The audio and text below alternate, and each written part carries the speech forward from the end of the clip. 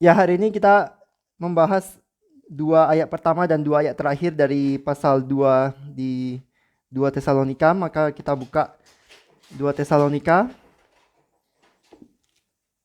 Kita baca ayat yang pertama sampai keempat, kemudian nanti 9 sampai 10 dan 15 sampai 17. Surat Paulus yang kedua kepada jemaat di Tesalonika, pasal yang kedua, tentang kedatangan Tuhan kita Yesus Kristus dan terhimpunnya kita dengan Dia. Kami minta kepadamu, saudara-saudara, supaya jangan lekas bingung dan gelisah, baik oleh ilham roh maupun oleh pemberitaan atau surat yang dikatakan dari kami, seolah-olah hari Tuhan telah tiba. Ayat 3, janganlah kamu memberi dirimu disesatkan orang dengan cara yang bagaimanapun juga, sebab sebelum hari itu haruslah datang dahulu murtad dan haruslah dinyatakan dahulu manusia durhaka, yang harus binasa, yaitu lawan yang meninggikan diri di atas segala yang disebut atau yang disembah sebagai Allah. Bahkan ia duduk di bait Allah dan mau menyatakan diri sebagai Allah. Ayat 9, kedatangan si pendurhaka itu adalah pekerjaan iblis dan akan disertai rupa-rupa perbuatan ajaib, tanda-tanda dan mujizat-mujizat palsu, dengan rupa-rupa tipu daya jahat terhadap orang-orang yang harus binasa, karena mereka tidak menerima dan mengasihi kebenaran yang dapat menyelamatkan mereka. 15 sampai 17. Sebab itu berdirilah teguh dan berpeganglah pada ajaran-ajaran yang kamu terima dari kami, baik secara lisan maupun secara tertulis.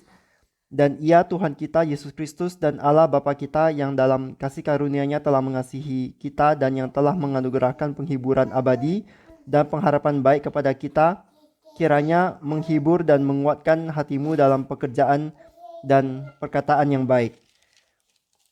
Rumput akan kering dan bunga akan layu, tetapi firman Tuhan tetap untuk selama-lamanya. Mari kita berdoa sekali lagi, meminta bijaksana daripada Tuhan. Bapa yang bertata di dalam kerajaan surga, kami mengucap syukur untuk firman-Mu. Kami mau mohon Kau berbicara kepada kami, buka hati dan pikiran kami dan berikan kami konsentrasi supaya kami tidak diganggu oleh gangguan apapun juga. Mohon Engkau yang buka hati, pikiran kami dan telinga kami. Dalam nama Tuhan Yesus, kami berdoa mengucap syukur dan mohon. Amin. Jadi pasal yang barusan kita baca ini 2 Tesalonika 2, ini adalah pasal yang salah satu pasal yang sangat sulit dan termasuk di dalam pasal yang bisa dibilang tersulit, karena ini mengandung beberapa hal yang menjadi bahan perdebatan dan juga interpretasi yang berbeda. Namun tujuan Rasul Paulus secara garis besar itu jelas, yaitu untuk memberi penghiburan bagi jemaat Tesalonika. Dan tujuan utamanya itu bukan untuk memprediksikan masa depan. Jadi ini bukan kayak semacam orang pergi ke peramal untuk mau meramal kapan Yesus datang atau sejenisnya. Jadi di ayat 1 dan 2 gitu kita baca ada krisis karena ada orang-orang yang mengatakan bahwa hari Tuhan sudah tiba. Dan di ayat 3 sampai 12 itu Paulus itu memberikan koreksi terhadap klaim yang salah tersebut. Kemudian ayat 13 dan 14 itu mencatat kata-kata penghiburan dan pemberian kekuatan. Kemudian ayat 15 itu mencatat perintah untuk berpegang pada ajaran yang sejati. Ayat 16 sampai 17 itu mencatat doa Paulus bagi pembacanya supaya mereka dikuatkan. Dan pemberian kekuatan dan penghiburan bagi gereja Tuhan itu dijabarkan di ayat-ayat berikutnya, yaitu di dalam pasal yang ketiga dari ayat 1 sampai 15. Oleh karena itu kita tetap merenungkan pasal 2 hari ini. Di ayat 13 sampai ayat 17 itu kita bisa perhatikan, itu bisa dilihat sebagai satu pengakuan iman yang singkat. Jadi pengakuan iman yang mencatat apa yang kita percayai, siapa yang menyelamatkan kita, bagaimana orang percaya dipanggil, mengapa kita harus memberitakan Injil, dan bahwa kita harus berpegang pada ajaran yang benar, yaitu bahwa kita percaya kepada Allah Bapa dan Yesus Kristus serta Roh Kudus yang mengasihi kita. Jadi Allah yang menganugerahkan penghiburan yang kekal dan bukan sementara saja. Kita percaya penghiburan kita dan kekuatan kita itu datang dari dan hanya ada di dalam Tuhan Allah. Jadi ayat 13 sampai 17 itu dapat dilihat sebagai satu pengakuan iman yang singkat. Dan hari ini kita akan fokus di pembedaan antara orang percaya dan orang berdosa yang tidak bertobat. Jadi ada pembedaan atau perbedaan dan pembedaan antara orang percaya dan orang tidak percaya. Orang yang percaya Tuhan itu berpegang teguh pada kebenaran, tidak jatuh ke dalam tipuan dan kebohongan iblis. Namun di sisi yang lain, orang yang tidak percaya, orang yang tidak bertobat itu percaya tipuan dan kebohongan yang disebar oleh iblis. Dan orang-orang berdosa yang membenci kebenaran itu mereka suka akan kebohongan. Roma 1 ayat 25, mereka menggantikan kebenaran Allah dengan dusta dan memuja dan menyembah makhluk dengan melupakan penciptanya. Di dalam terjemahan lain lebih jelas bahwa mereka menolak kebenaran tetapi terima dusta. Mereka menolak pencipta tetapi mereka menyembah ciptaan. Itu yang disaksikan oleh Roma 1 ayat 25. Inilah manusia berdosa. Nggak mau yang benar, yang kebenaran itu ditolak, tapi yang diterima justru itu tipuan. Dan pencipta yang benar-benar harusnya disembah itu nggak mau, tapi yang disembah justru adalah ciptaan. Untuk apa menyembah ciptaan? Nggak ada gunanya. Tapi itulah manusia berdosa yang sudah jadi bego. Kemudian di 1 Tesalonika 5 ayat 3, apabila mereka mengatakan semuanya damai dan aman, maka tiba-tiba mereka ditimpa oleh kebinasaan, seperti seorang perempuan yang hamil ditimpa oleh sakit bersalin, mereka pasti tidak akan luput. Ini mirip dengan panggilan Nabi Yeremia. Yeremia 6 ayat 14 itu bilang, mereka mengobati luka umatku dengan memandang yang ringan, katanya, damai sejahtera, tetapi tidak ada damai sejahtera. Di dalam bahasa Inggrisnya lebih jelas, itu mereka bilang peace, peace when there is no peace. Inilah orang dunia yang sekarang menyebarkan kebohongan bahwa nggak apa-apa kok, berdosa ini dosa itu nggak masalah, semua baik-baik saja, kamu nggak akan dihukum, kamu nggak apa-apa kok, kamu menipu, kamu berjudi nggak apa-apa, kamu mabuk kemudian nyetir nggak apa-apa, kamu berselingkuh dan kamu berhubungan dengan siapa saja nggak apa-apa, itu nggak masalah, semua baik-baik, nggak ada hukuman, dan kamu hanya hidup satu kali, YOLO, you only live once. Tapi dalam arti cuma kamu hidup satu kali, maka hiduplah seenak kamu. Itulah kebohongan yang disebarkan oleh dunia ini. Ya, dunia ini bilang damai ketika sebenarnya tidak ada damai yang sejati. Sama seperti orang memakai memakai kata kebebasan, kasih. Tapi sebenarnya itu bukan kebebasan yang asli dan bukan kasih yang asli. Apa itu kasih yang asli? Yaitu kita memberitahukan Injil Yesus Kristus, Injil keselamatan. Kasih yang asli itu bukan bilang, oh kamu mau hidup sejenis, maksudnya hidup dengan orang sejenis, kamu mau pernikahan homoseksual atau pernikahan lesbian, itu adalah kasih, terserah kamu bebas. Itu sebenarnya adalah palsu. Itulah yang dunia ini sedang lakukan. Jadi dunia berdosa ini sedang mau menghancurkan institusi pertama yang Tuhan buat, yaitu institusi pernikahan. Kalau institusi pernikahan itu dihancurkan, maka segala struktur masyarakat pasti akan roboh dan runtuh. Mereka menipu dengan mengatakan kasih dan kebebasan, tetapi itu semua adalah bohong. Terlalu banyak orang-orang yang mengaku Kristen juga termakan bohong ini, karena mereka bilang Tuhan sudah berjanji kepada Nuh bahwa Tuhan tidak akan lagi menghukum manusia, makanya Tuhan memberikan pelangi. Ini adalah satu kesedihan yang sangat berat. Milik siapa sih pelangi itu? Pelangi itu milik Tuhan, tetapi manusia berdosa itu menebarkan bohong bahwasanya pelangi itu simbol daripada orang tidak lagi dihukum karena segala macam. Jadi kamu tidak berhak menghakimi orang lain. Ini adalah pelangi, orang bebas kasih sebagai macam semua, kasih sesama sejenis, maksudnya orang hidup berhubungan dengan sejenis, itu semua adalah kesedihan yang luar biasa. Makanya sampai hari ini sekarang panas-panasnya, dan di hari ke depan makin akan lebih panas, baik di Jerman, baik di Amerika, dan juga tentu saja di seluruh dunia. Makanya itu LGBT tambah dengan Q tambah lagi plus, LGBTQ plus itu tanda tambahnya itu artinya itu belum berhenti di situ, itu akan tambah lagi ke depan.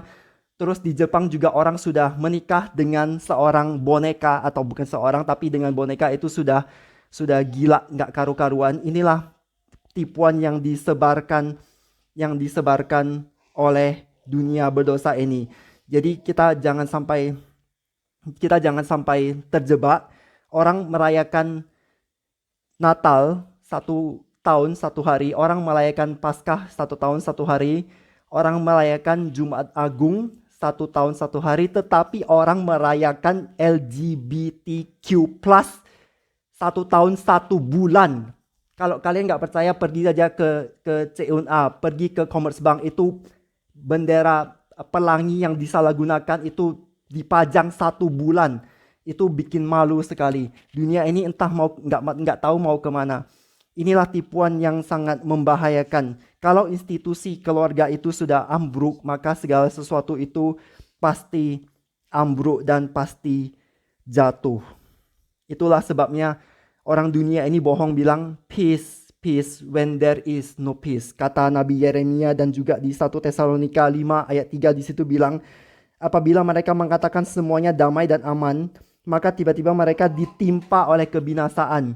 Jadi orang dunia ini tidak percaya akan adanya penghakiman yang kita sudah bahas bulan lalu, bahwa pada ujungnya itu semua manusia itu harus menghadap penghakiman, yaitu penghakiman tahta besar putih, seperti dicatat di Wahyu 20. Setiap daripada kita itu harus mempertanggungjawabkan perbuatan kita. Dan jika orang menolak Yesus, tidak bertobat, maka mereka itu akan disiksa, menerima hukumannya selama-lamanya, tidak berakhir. Jadi mereka saat ini menginjak-injak Alkitab, menghina Alkitab, mencemoohkan, mengejek. Mereka memakai pelangi yang harusnya milik Alkitab, tetapi menjadi pelangi yang digunakan untuk membesar-besarkan dosa seksual. Ini sangat menyedihkan sekali. Makanya kita jadi orang Kristen harus waspada, jangan sampai tertipu. Dan bahkan tipuan ini sendiri ini berkenaan dengan datangnya Tuhan Yesus. Dan 2 Tesalonika pasal 2 ini, di sini apa yang Paulus katakan justru berlawanan dengan Petrus, karena di Tesalonika orang-orang Kristen di situ mendapat tipuan atau ada kabar-kabar bohong yang mengatakan bahwa Yesus sudah datang, hari Tuhan sudah tiba, tapi sebenarnya belum. Ini berlawanan dengan 2 Petrus 3, penerima surat daripada Petrus. Di situ mereka justru menerima atau mendengar orang mengejek, loh mana Yesus, mana Tuhan, katanya mau datang, kenapa nggak datang-datang? Jadi kalau Paulus, dia menekankan bahwa Tuhan Yesus belum datang, hari Tuhan belum tiba, tapi Petrus menekankan bahwa Yesus pasti akan datang. Janji Tuhan pasti akan dipenuhi. Itu dua surat atau 2 rasul yang bicara hal yang sama, tapi dari perspektif berbeda karena tipuannya jenisnya berbeda. Apa yang bisa kita pelajari? Apakah Yesus sudah datang kembali? Tentu saja belum, karena memang penghakiman terakhir belum dilaksanakan dan kita masih hidup di bumi ini.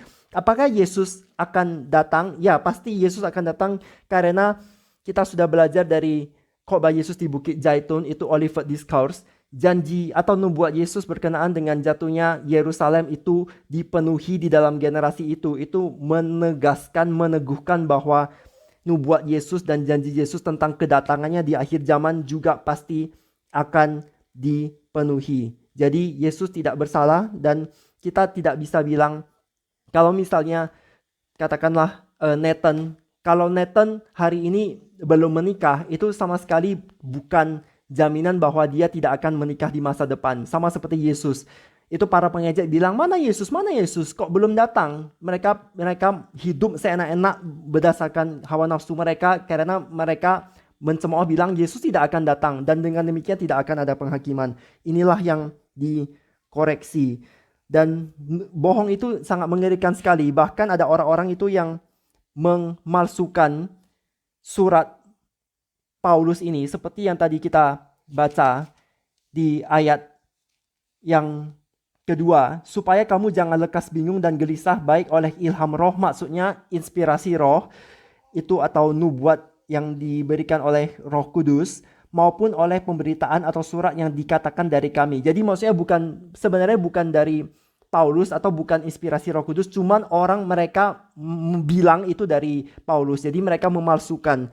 Jadi itu surat yang sebenarnya bukan ditulis oleh Paulus, mereka dipalsukan. Namun ada juga interpretasi yang mengatakan bisa jadi Paulus menulis betul-betul surat itu, tapi jemaat Tesalonika sendiri yang salah mengerti. Nah, jadi bagaimana kita bisa membedakan? Yang bisa membedakan itu adalah kita harus tahu yang betul. Jadi bagaimana kita bisa menolak ajaran yang salah adalah ketika kita mengenal firman Allah yang benar. Sama seperti kita mengenal itu uang palsu. Bagaimana kita bisa mengenali uang palsu? Dengan cara kita mempelajari uang asli. Bagaimana kita bisa mengenali gereja palsu? Dengan cara mengetahui gereja yang asli. Bagaimana kita bisa mengenali Margaret yang palsu? Dengan cara kita mengenal Margaret yang asli. Gampang kan? Bagaimana kita bisa tahu sesuatu itu bohong? Dengan cara kita tahu apa yang benar. Kemudian di ayat 1 tadi juga ditulis, dan terhimpunnya kita dengan Dia. Jadi ini maksudnya ketika Tuhan Yesus datang, itu kita akan terhimpun atau dikumpulkan bersama-sama dengan Yesus Kristus. Jadi baik orang-orang Yahudi maupun orang-orang non-Yahudi itu terhimpun di dalam Kristus Yesus. Tapi sebenarnya bukan masalah bangsa, tetapi orang-orang percaya, semua orang-orang percaya dikumpulkan bersama-sama dengan Yesus. Dan itu tentu saja belum terjadi. Jadi mulai dari ayat ketiga sampai ayat yang ke-12 itu nanti Paulus memberikan koreksi bahwa Yesus itu belum datang. Ini sebagai preview ayat 3. Janganlah kamu memberi dirimu disesatkan orang dengan cara yang bagaimanapun juga. Sebab sebelum hari itu haruslah datang dahulu murtad, dan haruslah dinyatakan dahulu manusia durhaka. Siapa ini manusia durhaka? Dan apa itu murtad? Apakah ini murtad yang artinya orang sudah percaya kemudian meninggalkan iman, atau artinya pemberontakan secara politik? Apa hubungannya murtad dengan manusia durhaka? Apa hubungan manusia durhaka dengan antikristus? Betulkah kita sedang menantikan seorang manusia durhaka di masa depan yang akan menjadi pemimpin seluruh dunia? Betulkah itu? Apa yang harus kita lakukan? Jika Tuhan izinkan itu, maka satu persatu itu perlu konsentrasi yang tinggi dan juga kita harus menyediakan waktu. Tetapi satu hal yang pasti adalah kita harus tahu, sama seperti Petrus, sama seperti Yesus, Paulus tidak salah. Jadi Paulus tidak salah. Paulus menulis di bawah inspirasi Roh Kudus dan itu betul. Makanya ketika Paulus di 1 Tesalonika 4 dia bilang, kita yang masih hidup ketika Yesus datang, kita itu akan diangkat dan berkumpul bersama-sama di dalam, kita akan dikumpulkan Allah bersama-sama dengan Dia. Nah, tapi itu sama sekali bukan bicara, itu Paulus bukan bicara dia pasti masih akan hidup ketika Yesus datang kembali. Karena buktinya Paulus sudah lama meninggal dan Yesus Kristus masih belum datang kembali. Yang mau ditekankan adalah Paulus itu mengakui itu Yesus kembali itu akan seperti seorang pencuri pada waktu malam. Artinya itu tidak akan ada tanda apa-apa. Sama seperti yang Yesus katakan juga di kitab Injil. Jadi Yesus datang itu tidak ada tandanya, dia akan datang seperti pencuri pada waktu malam. Kita harus siap sedia. Dan karena Paulus tidak tahu tepat kapan Yesus datang kembali, maka dia bilang secara umum kita yaitu yang masih hidup ketika Yesus Kristus datang kembali. Jadi yang mau dibela di sini, yang sudah dibela di seminar tahun lalu adalah bahwa Yesus betul di dalam nubuatannya tidak ada salah, dan Petrus juga, yaitu ketika Petrus menjawab mencemooh, dan di dalam surat Tesalonika ini juga mau membuktikan bahwa, bukan membuktikan sih, nggak perlu membuktikan karena memang betul, kita cuma menunjukkan bahwa Paulus itu betul di dalam tulisannya. Jadi kita harus percaya dan pegang ajarannya.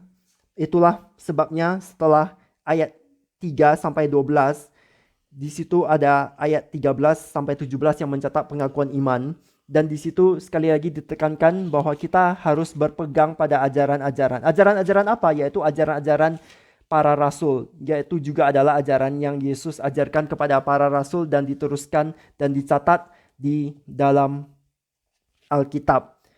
Dan di ayat 16 ini ditulis, Tuhan kita Yesus Kristus setara dengan Allah Bapa kita. Ini menunjukkan bahwa Yesus adalah Allah. Ini menunjukkan dengan jelas keilahian Yesus Kristus. Karena jikalau tidak demikian, maka Paulus tidak mungkin berani menyebut Yesus sebelum menyebut Allah Bapa. Nah, di sini juga ditulis telah mengasihi kita, yang dalam kasih karunia-Nya telah mengasihi kita. Secara lazim kita akan pergi ke seseorang yang pernah menunjukkan kasih-Nya kepada kita maksudnya yang sudah pernah mengasihi kita sebelumnya ketika kita memerlukan suatu bantuan atau pertolongan. Maksudnya misalnya Freddy telah pernah membantu aku, mengasihi aku, terus aku punya problem, dan tentu saja aku akan ke Freddy, yaitu seseorang yang telah mengasihi aku sebelumnya, dibandingkan ke orang lain yang misalnya belum pernah mengasihi aku sebelumnya. Jadi ketika masalah datang, ketika kita perlu seseorang, tentu kita mencari terlebih dahulu orang yang pernah berkorban bagi kita di masa lalu dan telah membuktikan kasih-Nya kepada kita. Makanya di sini kita lihat 3 poin, yaitu yang Tuhan Yesus juga Allah Bapa. Itu yang pertama, mereka masih Allah Bapa dan Tuhan Yesus telah mengasihi kita. Yang kedua, telah menganugerahkan penghiburan abadi. Penghiburan abadi maksudnya penghiburan yang memberikan kekuatan atau encouragement. Dan yang ketiga adalah pengharapan baik kepada kita. Mereka memberikan pengharapan baik kepada kita. Maksudnya begini, dunia ini bisa memberikan kasih dalam tanda kutip kayak yang tadi itu, kasih-kasih, tapi kasih yang kosong. Kasih itu bukan kasih yang sejati yang bisa menyelamatkan kita dari dosa. Dunia ini juga bisa memberikan penghiburan kayak misalnya dugem, asik-asik, enak-enak, atau minum-minum, pesta-pesta, melupakan masalah dunia. Tetapi itu tidak abadi. Itu penghiburan tidak permanen, cuma sementara. Dan dunia ini bisa juga memberikan pengharapan, tetapi pengharapan yang tidak sungguh-sungguh baik. Makanya kita lihat ini ada 3 poin.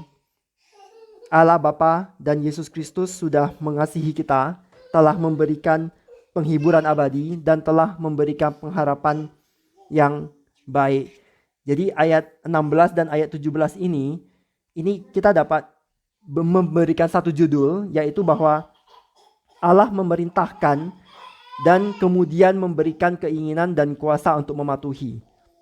Maksudnya Allah memberikan perintah, kemudian Dia juga memberikan kita keinginan dan juga kemampuan untuk mematuhi perintahnya itu. Bahkan ada yang mengatakan ayat 16 itu lebih cocok dimengerti demikian. Allah mengasihi kita dengan jalan menganugerahkan penghiburan abadi dan pengharapan baik bagi kita. Itulah cara Allah menunjukkan kasih-Nya kepada kita. Itulah kasih Allah. Jadi memberikan atau menganugerahkan, masih memberikan atau menganugerahkan itu justru adalah aksi mengasihi. Itu menjelaskan kata mengasihi. Dan poin yang terakhir, ini mengapa kita perlu dihibur. Mengapa kita perlu dihibur dan dikuatkan oleh Tuhan. Mengapa kita perlu dihibur dan dikuatkan oleh Tuhan di dalam kita melakukan pekerjaan dan perkataan yang baik. Karena kalaupun kita melakukan pekerjaan baik atau perbuatan baik. Orang-orang berdosa nggak suka kok sama kita. Ini ada orang gereja kami di Wiesbaden, ada tetangganya yang nggak suka mereka hanya karena mereka pergi ke gereja tiap minggu. Terus perkataan yang baik juga. Kalau kita melakukan, kita jujur, kita ngomong jujur, kita menegur atau mengatakan kebenaran, itu banyak orang nggak suka kebenaran, nggak suka kejujuran, nggak suka perkataan yang baik. Sukanya yang bohong-bohong, yang katanya manis-manis. Di tempat kerjaku, ini kalian tahu aku kerja di mana dan dari negara apa. Di situ juga budayanya nggak suka mendengar kata-kata yang jelek-jelek. Jadi di depan bos, di depan orang, di depan klien, di depan orang itu ngomong manis-manis. Oh ya, saya harap kamu sehat sekali. Senang sekali bertemu dengan Anda. Kerjasama dengan Anda menghasilkan, membuat aku maju begitu, improve begitu baik dan segala macam. Tetapi ketika di belakang pulang ke rumah, ketemu istri dan ketemu kawan-kawan yang tidak ada hubungan dengan kerja, di situ bos dimaki-maki dengan kata-kata yang paling kotor-kotor.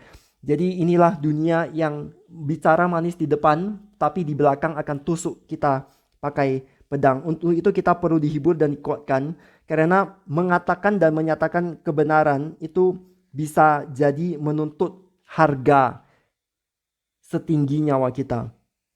Kadang-kadang manusia itu perlu membayar harga menyatakan kebenaran dengan nyawanya sendiri. Itu di Peru, tepat 10 tahun yang lalu dan tepat bulan Juli, itu di Peru ada seorang perempuan yang ikut satu acara televisi mengenai ngomong kebenaran. Jadi di acara televisi itu, perempuan itu akan diberikan pertanyaan dan kemudian akan ada detektor kebohongan, dan pada saat itu dia mengatakan kebenaran beberapa rahasia. Jadi ada keluarganya juga di antara penonton dan juga pacarnya juga ada di antara penonton. Kemudian ketika perempuan ini ditanya, akhirnya dia membuka kedok. Dia pernah nari telanjang dan dia pernah juga menjadi prostitusi, dan karena dia jujur menjawab pertanyaan itu, dia mendapat nggak tahu berapa, setara ribuan dolar kalau nggak salah. Tapi itu di Peru, aku nggak tahu mata uangnya. Intinya dia ikut acara itu mengeluarkan beberapa rahasia kebenaran, dan ujung-ujungnya pacarnya yang juga ada di tempat duduk penonton nggak bisa terima. Berapa hari kemudian tentu saja pacarnya bunuh si perempuan ini. Jadi kebenaran itu bisa jadi kita perlu membayar harga dengan nyawa kita. Jadi kita harus berani. Kalau kebenaran itu kebenaran Allah, kebenaran Injil Tuhan, itu kita harus berani, karena di sini juga di mana-mana kalau kita berani meneriakkan itu homoseksualitas adalah dosa, maka bisa jadi kita dipenjarakan atau dibunuh. Sekarang pertanyaannya, mau nggak kita kompromi? Tapi satu hiburan, yaitu dari Alkitab sendiri, itu Yesus bilang jangan takut kepada orang yang bisa membunuh daging saja, tetapi takutlah kepada yang bisa melemparkan orang berdosa setelah mati pun ke dalam neraka, yaitu ke dalam lautan api kekal, di mana hanya ada ratapan dan kertak gigi. Itu sudah kita bahas di tempat sebelumnya, yaitu di pasal 1. Itu hukuman kekal, itu sangat mengerikan sekali. Itu tidak henti-hentinya. Jadi kalau ada orang mau membunuh kita, bilang kamu sangkal iman kamu kepada Yesus Kristus atau aku tembak kamu, pilih saja ditembak. Karena begitu ditembak, jiwa kita langsung ke paradis, ke surga. Walaupun tubuh kita tunggu nanti akhir zaman dibangkitkan, tetapi itu lebih baik daripada kita menyangkal Yesus dan akhirnya hukumannya adalah kekal selama-lamanya di lautan api. Itu sakitnya seberapa aku nggak bisa bayangkan. Aku cuma ada baca salah satu tulisannya. Dia bilang, semoga jangan ada kesempatan untuk membayangkan saja pun bagaimana sakitnya itu hukuman api kekal di dalam neraka. Jadi sekali lagi hari ini fokus kita adalah pembedaan antara orang percaya dan orang yang tidak percaya. Jadi kita orang yang percaya, kita berpegang teguh kepada kebenaran Tuhan dan kita tidak jatuh ke dalam tipuan dan kebohongan iblis. Bagaimana caranya? Ya rajin-rajin baca Alkitab dan belajar Alkitab, yaitu kebenaran. Kalau kita tahu kebenaran, maka kita tahu apa itu kebohongan. Jika orang bilang Freddy dan Cecia itu rumahnya ada di Konstans, ada 4 lantai dan itu rumahnya besar sekali. Kita tahu itu bohong karena kita tahu Freddy dan Cecia itu tinggal di mana. Jadi cara bagaimana kita tahu bohong, kita harus tahu yang kebenarannya itu apa. Makanya kita rajin-rajin baca Alkitab. Ya, ini sangat sedih sekali pembedaan antara orang percaya dan orang yang tidak percaya. Dan orang yang tidak percaya itu percayanya justru kepada tipuan dan kebohongan yang disebar oleh iblis. Itulah dia. Jadi nanti dari ayat 9, kedatangan si pendurhaka itu adalah pekerjaan iblis dan akan disertai rupa-rupa perbuatan ajaib, tanda-tanda dan mujizat-mujizat palsu dengan rupa-rupa tipu daya jahat terhadap orang-orang yang harus binasa karena mereka tidak menerima dan mengasihi kebenaran yang dapat menyelamatkan mereka. Kebenaran yang dapat menyelamatkan mereka, mereka sendiri tolak, salah sendiri. Karena mereka menolak kebenaran, mereka percaya justru itu tipuan yang diadakan oleh iblis. Jadi sangat menyedihkan sekali. Mari kita sebagai orang Kristen, kita rajin membaca kebenaran dan juga menyatakan kebenaran bagi orang-orang yang masih belum tahu kebenaran. Nah, demikian introduksi renungan hari ini. Ya, dan mari kita berdoa dulu sebelum kita nanti lanjut dengan tanya jawab. Bapa yang bertata di dalam kerajaan surga, kami mengucap syukur untuk 2 Tesalonika pasal 2 ini. Kami berdoa memohon Engkau yang memelihara kami di dalam iman kepada Tuhan Yesus dan di dalam kebenaran-Mu, supaya kami bisa membedakan apa yang palsu, apa yang tipuan, apa yang jahat, apa yang pekerjaan iblis. Peliharalah kami Bapa, supaya kami tidak meninggalkan kebenaran, melainkan kami boleh bertumbuh di dalam kebenaran, yaitu kebenaran Engkau saja. Dalam nama Tuhan Yesus, Tuhan dan Juru Selamat kami yang hidup dan yang tunggal, kami berdoa mengucap syukur dan memohon. Amin.